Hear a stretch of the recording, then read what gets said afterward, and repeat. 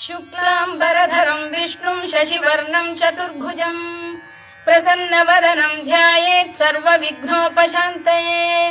व्यासं वसिष्ठनप्तारं शक्तेः पौत्रमकल्मषम् पराशरात्मजं वन्दे शुकतातं तपोनिधिम्।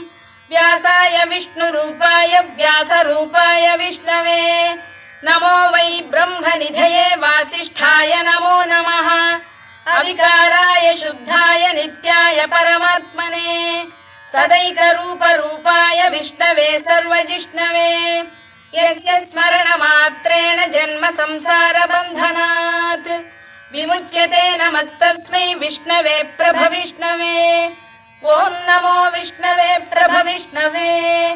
श्रीवैशम्पायन उवाच श्रुत्वा धर्मानशेषेण पावनानि च सर्वशः युधिष्ठिरः शान्तनवं